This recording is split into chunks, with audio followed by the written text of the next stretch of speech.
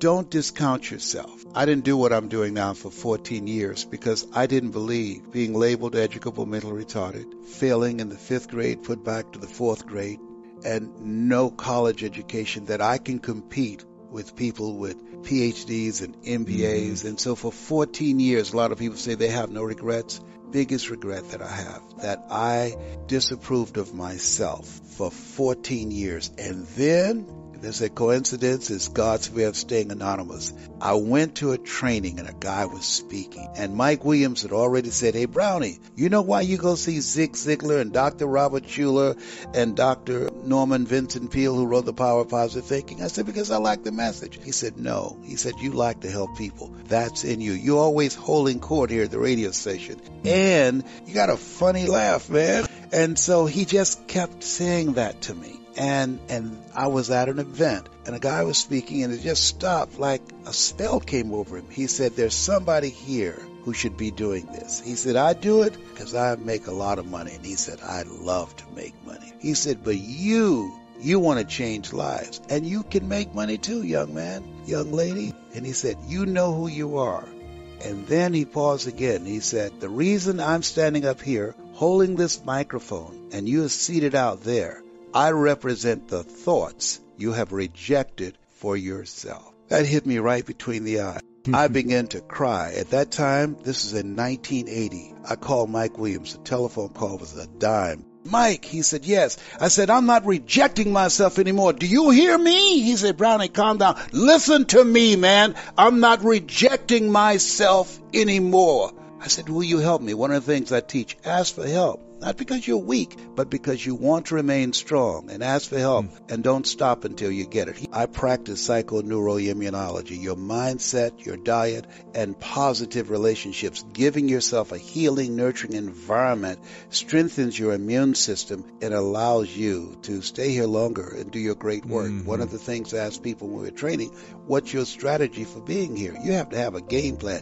Being here is not a given, and I don't think doctors should tell people that you're terminally ill. What I think they should say is, my knowledge and ability to help you has terminated. Now you need to explore some other options. Get some coaching from someone who's experienced, who's operated on the level that you want to go at. When I saw Mike Williams, who wrote the book, The Road to Your Best Stuff, he was a powerful speaker, and I loved his content and the naturalness of his personality, and he had fun. And so I said, I want to be like that. So I'm a combination of Mike Williams and Earl Nightingale, who was well-read, and Zig Ziglar, who had a lot of energy. And Jim Rohn has some profound quotes, just a great thinker, a statesman. But I also trained to be able to communicate. Like Dr. King was a great orator. Malcolm X was a great communicator. And so I integrate all of these. I believe if you love this, you will study the people that master it, and you will evolve into creating your own voice with your own energy. I believe that if we multiply the voices of hope, messengers of hope that will provide a message of peace and a message of hope. When there's hope in the future, that gives you power in the present. I believe that we can reduce the recidivism rate. I believe that we can reduce the number of our young men and women that's in the military who are committing suicide on a regular basis. I believe that we can begin to decrease crime and the violence that's taking place all across this country, because evil prevails when good men and women do nothing. Nothing happens until it's communicated. In the beginning was the Word. And so my goal is to multiply the voices out here that will bring some words that can help us to get a different vision of ourselves. I encourage people to read at a minimum of 30 to 40 pages of something positive every day to program your mind. And all of us can do that. We can go to the library and check out books.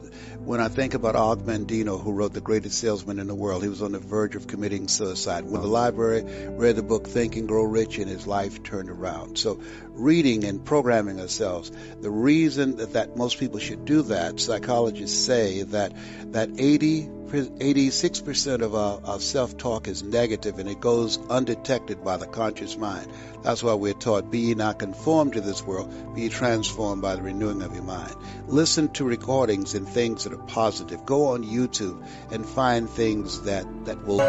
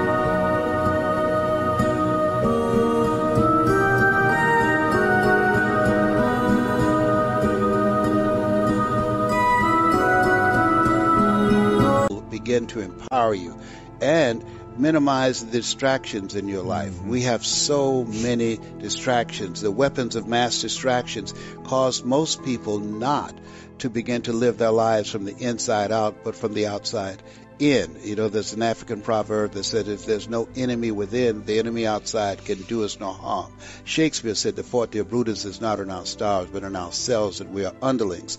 So you have to program yourself, or your mind will be programmed.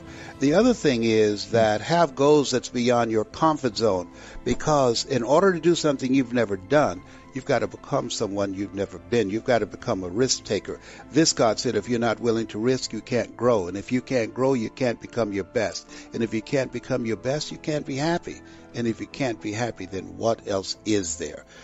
And the other thing is upgrade your relationship. You earn within $2,000 to $3,000 of your closest friends. You've got to look at the people in your life and ask, what is this relationship doing to me?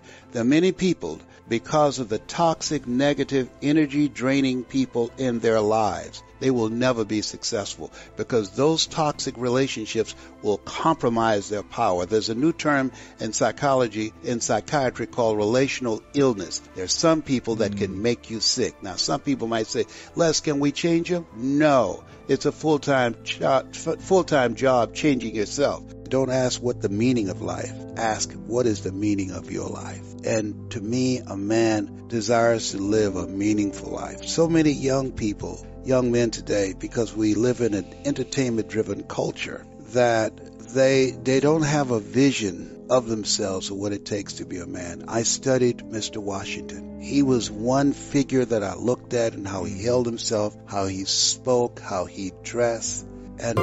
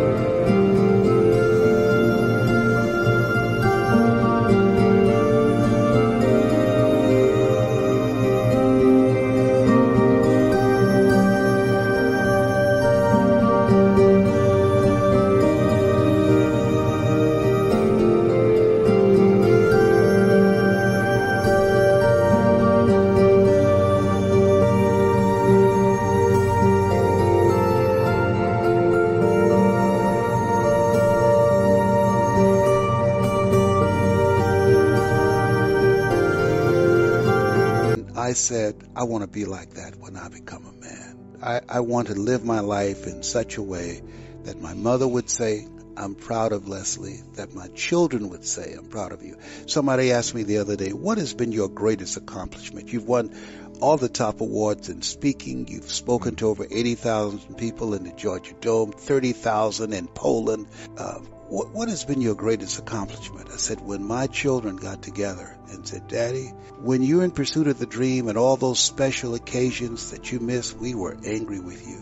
But when we see what you have accomplished, we've graduated from college with no student loans. When we see the sacrifice, the price of what it takes to make a dream happen, and how you started with so little, we're so proud of you. And we want you to know that. That, to me, was the greatest achievement that I've had.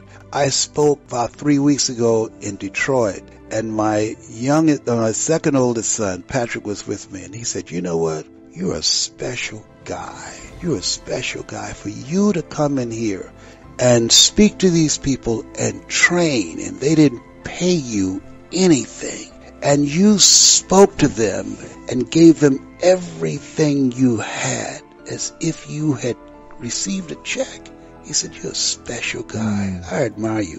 When your children tell you they admire you, that to me is special. I wish I had not waited 14 years. Somebody said if you want to lose something, lose money. You can get that back. 8 out of 10 millionaires have been financially bankrupt. Walt Disney filed bankruptcy 7 times. But don't lose time. There were 14 years I sat on the sideline. 14 years I said, I don't have an investor in me like Tony Robbins. 14 years that said, I don't have an MBA or a PhD, and I can't compete with these guys. I have the complexion of rejection. And so I regret that, because there are some people that maybe if they'd heard my voice, they would not have turned to drugs. If they'd heard my voice, their lives would have taken a different direction. And I can't get those 14 years back. That haunts me, and I think that drives me when I speak with such energy. I'm trying to make up for that time.